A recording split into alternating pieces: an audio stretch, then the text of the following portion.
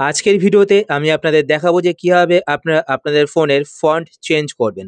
তো দেখতে পাচ্ছেন আমার ফোনের ফন্ট কিন্তু আমি চেঞ্জ করেছি। দেখতে পাচ্ছেন এখানে কিন্তু কালারফুল ফন্ট শো করছে। বিভিন্ন অ্যাপের নামগুলো দেখুন কালারফুল হয়ে শো করছে। এইভাবে কিন্তু আপনার ফন্ট চেঞ্জ করতে পারবেন। এছাড়াও আরো অনেক ফন্ট কিন্তু আপনারা আপনার ফোনে সেট করতে পারবেন। যদি দেখুন আমি এখানে নোটপ্যাড ওপেন করি, নোটপ্যাড ওপেন করার পর আমি যদি এখানে কিছু লিখি, তো দেখুন লেখাগুলো কিন্তু এখানে কালারফুল হয়ে আসছে। তো এইভাবে কিন্তু আপনার কালারফুল ফন্টও আপনাদের ফোনে সেট করতে পারবেন। তো দেখুন আমি লেখাগুলো দেখতে পাচ্ছেন কালারফুল হয়ে আসছে। তো কিভাবে আপনারা ফন্ট চেঞ্জ করবেন চলুন এই আপনাদের দেখিয়ে দিই। তো এর জন্য আপনারা আপনাদের ফোন থেকে সেটিংসটি ওপেন করবেন। সেটিংস ওপেন করার পর এইবার আপনারা একটু নিচের দিকে চলে আসবেন। নিচের দিকে আসার পর এখানে আপনি একটি অপশন দেখতে পাবেন ডিসপ্লে অ্যান্ড ব্রাইটনেস।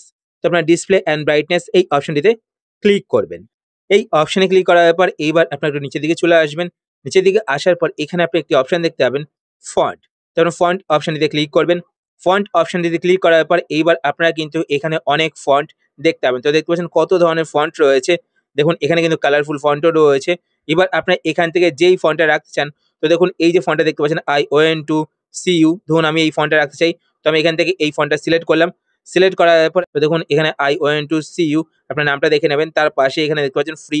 তো আপনারা এখান থেকে ফন্টটাকে ডাউনলোড করবেন। ঠিক আছে? তো দেখতে পাচ্ছেন এটা ডাউনলোড হচ্ছে। ডাউনলোড করার পর এবার আপনারা এখানে অ্যাপ্লাই বাটনে ক্লিক করবেন। অ্যাপ্লাই বাটনে ক্লিক করার পর দেখতে পাচ্ছেন এটা এপ্লাই হচ্ছে। এপ্লাই হওয়ার পর এইবার দেখুন আমি এখান থেকে ব্যাক করছি।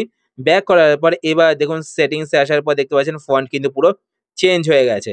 তো এইভাবে কিন্তু আপনারা আপনাদের ফোনে বিভিন্ন ধরনের ফন্ট সেট করতে পারেন। আশা করছি আজকের ভিডিও আপনাদের হেল্পফুল হয়েছে।